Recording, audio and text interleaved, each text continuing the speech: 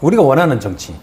그럼 말 그대로 서로 대화와 타협을 통해서 결과를 도출하는 이런 정치를 바라는 건데 그렇죠. 지금은 정치라는 단어를 사용할 수 없는 시대가 아닌가 이런 생각이 들어요. 법치. 근데 법치도 무너졌죠. 스스로 아시다시피 자신의 재판을 멈춰버리는 이런 현재 민주당의 행태. 뭐 그런 거. 그리고 네. 현재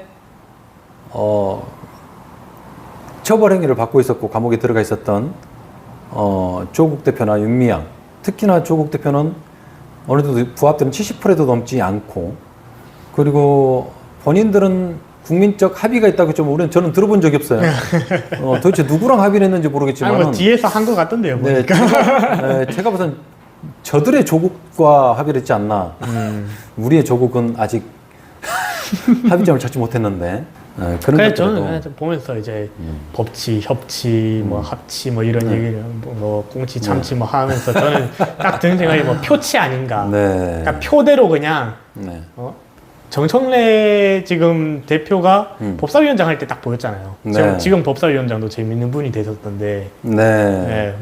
뭐 돌려먹긴 같아요. 또. 네, 서로 오늘은 내가 돌려먹고 다음에는 당신이 돌려먹고. 아니 그 장관을 했던 사람이 법사위원장 하는 것도 좀 재밌는 상황 아닌가 싶기도 하고. 어쨌든 뭐. 자, 찬성 반대하겠습니다. 찬성 반대 이러고 그냥 표치죠. 어디서 많이 보던 거예요. 네.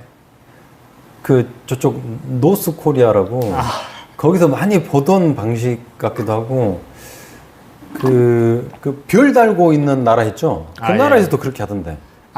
이거요. 그렇지 않으면 조용히 또 사라지는 그런 나라들이 강력한 두 나라가 있죠. 약간 그런 모습이 좀 보여가지고 이게 과연 정치인가?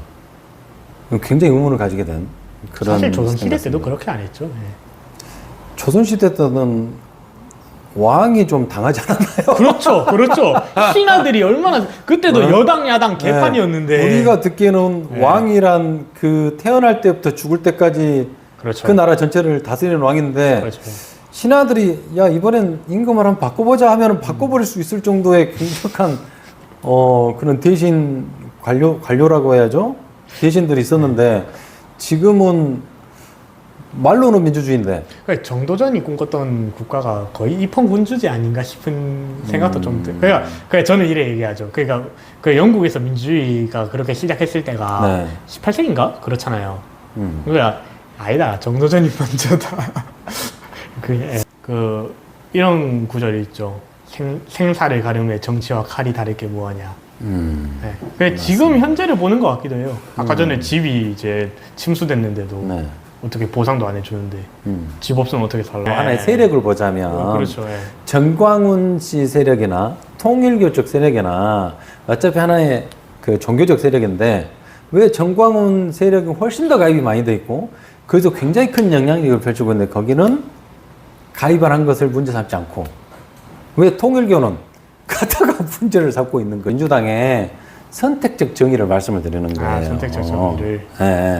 그렇게 자기들의 이익의 정치적 이익을 가지고 그것만 가지고 얘기를 해서 한 특정 세력을 그렇게 잡으면 안 된다. 잘못된 것 잡아야 되고, 특검을 해야 될 건 특검을 해야 되는데 누가 봐도 이거는 합리적이지 않다 이거죠. 그 얘기를 말씀드린 거고. 하려면 다 하라 이 말이야. 하려면. 그렇죠. 하지 말라면 다 하지 말고. 그렇죠. 근데 어떻게든 엮으려고 하는 그 부분만 가지고 이거를 특검을 한다는 것은 법치주의에서 하면 안 되는 일이라 생각하는 거죠. 종교와 정치는 분류돼야 하는데. 그렇죠. 그걸 가지고 하는, 분명히 억울한 데는 생긴다는 거죠. 전혀 생각지도 않은. 누구나 다 똑같은 국민이지 않습니까? 그렇죠. 근데 이제 하는 행위에 따라서 처벌을 받을 사람 당연히 받아야 되는 것이고. 근데 이런 부분에서 선택적 정의가 일어나는 것들에서 굉장히 반대한다, 저는. 그렇죠. 굉장히 반대하고 있어서는 안 된다. 그렇게 보고 있는 겁니다, 저는 이제. 그렇죠.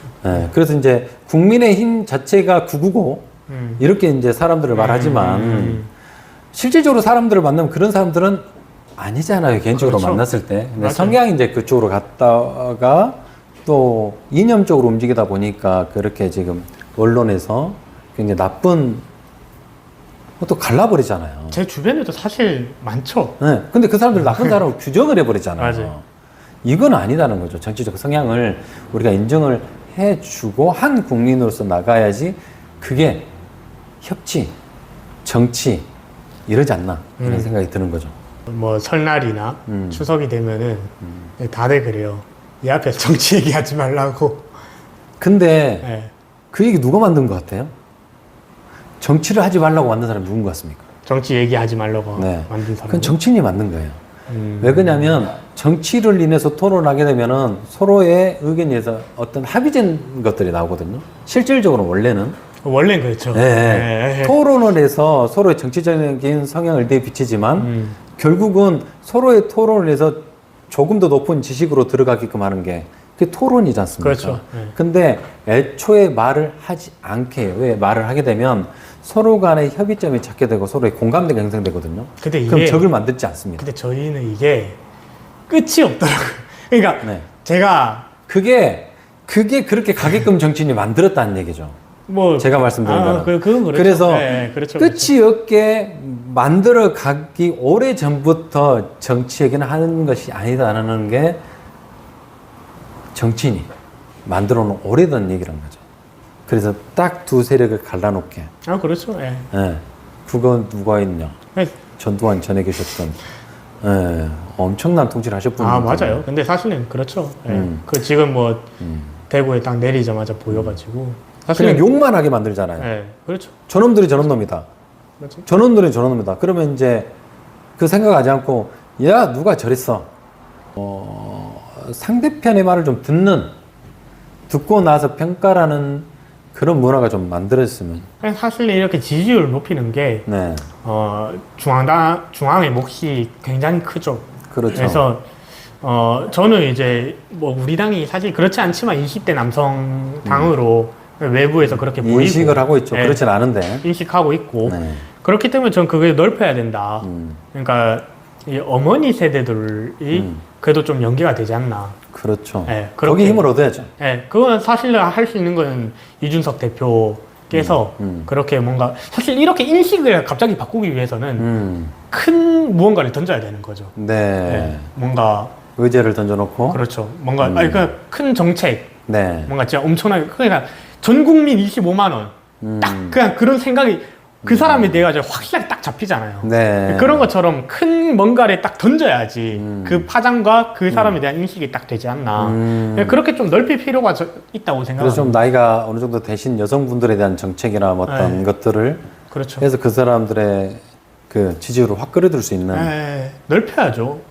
우리 이번 대선 그 결과를 봤을 때도 사실 그게 우리한테 엄청나게 큰 데이터가 되었던 거죠. 굉장히 많은 뭐 뛰어난 분들이 많이 나왔지만은 양당 체제를 무너뜨린 사람은 지금까지 없었지 않습니까? 맞아요. 네, 지역적인 특색이든 어쨌든 진보든 보수든. 근데 그거를 깨뜨릴 수 있는 단 하나의 정당, 그렇죠. 개혁신당. 근데- 그와 함께 네. 이준석 우리 당대표가 우리들은 이제 그 희망을 보고 지금까지 왔잖아요. 맞아요. 네. 근데 거기에서 지금 여기서 더 무언가를 만들어내려면은 더욱더 우리가 결집을 해야 되는 것이고 그 결집이 될 때 저희들이 이제 합의가 좀 이루어졌으면 좋겠어요. 누구나 옳구나, 저게 맞구나. 이게 한 세대뿐만이 아니고 우리 당은 20대, 30대보다 그 윗세대가 더 훨씬 당원이 많은 거 아시죠? 네. 네. 그렇죠. 그 세대들도 인정할 수 있는 그런 합리적인 정책 방향이었으면 하는 바람이죠. 좀 명확해졌으면 좋겠어요. 결국은 사실은 이제 지방선거는 말씀하신 것처럼 지방에서 결국은 네. 해야 되는 것들이 지방에서 많은데 힘이 있지 않으면 네. 어떤 사람도 지방에 문을 두드리지 않습니다. 그러니까 저희는 충분히 말씀하신 것처럼 지방에서 움직일 의지도 있고 그리고 부를 당원들도 있어요. 근데 그리고 지지율은 사실은 그 특정 이제 지도부와 그리고 이제 의원들 그 특정 몇 분들의 그 말씀과 그 행동으로 이 지지율이 우리 개혁신당의 지지율이 크게 바뀔 수 있다는 거예요. 그러면 사실은 지방선거에서 이기기 위해서 진짜 지방에 뛰어다니고 그리고 지방에서 이제 후보들을 찾을 수 있도록 하는 그걸 위해서라면은 결국은 작은 문제죠. 근데, 음. 근데 지금 현재 작은 문제도 그러니까 중앙으로 보낼 것이냐 지방으로 보낼 것이냐의 문제뿐만이 아니라 또 그 비중도 또 문제가 있다. 그렇죠. 그렇다는 겁니다. 오늘 또 한 번 오전에 이제 만났어요. 예. 내가 뭐 얘기하냐면은 같이 움직일 수 있는 명분을 줘야지 움직여 주지. 예. 그 말은 개혁신당이 뭐 광주에서 아는 사람도 별로 없어요. 실질적으로 진짜로 그렇습니다.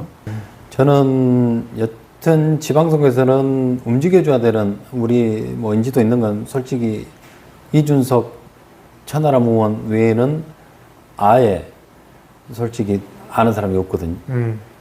대구는 어떻습니까? 동일하죠, 사실은. 네, 그렇죠. 두 분이 네. 돌아다녀 주셔야 된다. 그렇죠. 그러지 않고는 지방에서는 아무런 힘을 발휘할 수가 없다. 아무리 제가 뛰어다니고 노력을 해서 만나고 후보들을 만나더라도 후보군은 잦지만 그 후보군이 출마까지는 가지 않는다. 그렇죠. 사실은 네. 그래서 제가 아까 전에 얘기했던 큰 돌을 던져야 된다고 네. 얘기했던 것도 네. 그렇게 해서 지지율이 우리가 거기에 멈춰 있으면 안 되기 때문에 그 확장성을 네. 제가 계속 뭐 협력이라던가 이런 거 얘기한 것도 다 그냥 확장성이에요. 네. 결국 그게 필요한 거고. 네. 다른 분들도요. 네. 지역의 세력을 만듭니다. 대선을 꿈꾸면 지역의 조직을 만들어야 돼요. 그건 뭐냐면은 후보의 조직이에요. 후보의 조직을 만들어 놓으면 시당이나 당협에서 그걸 이끌어 가주는 거거든요. 그분들은 나를 지지하는 게 아니에요. 대선 후보, 나중에 대권을 잡을 사람을 지지를 하거든요. 그러면 지역 조직이 이렇게 생기는 거예요. 근데 한 번도 본 적이 없는 사람을 지지를 누가 합니까? 아, 그렇죠. 네. 그러면 지금부터 준비를 해야 되는 건데 가장 중요한 게 내년 지선이잖아요. 지선을 대비하면서 한꺼번에 움직이는 거. 그냥 선거 때만 왔다 갔다 하는 게 이렇게 돼버리면 안 된다는 거죠. 선거 전에. 그렇죠. 네, 맞아요. 먼저 와서 인사를 서로 나누고 그 선택을 누가 하냐. 당연히 지역을 잘 아는 시도당 위원장과 당협위원장을 통해서 지역에서 누가 스케줄 잡는 거죠. 네, 이렇게 오랜 시간, 생각보다 좀 늦게 시작을 했지만, 우리 늦게 김동민 끝났네요. 개혁신당 전 대변인하고 함께 즐거운 시간 나눠봤습니다. 오늘 어떤가 오늘 그 마지막 생각이나 어떤 느낌 한번 마지막 인사로 부탁드립니다.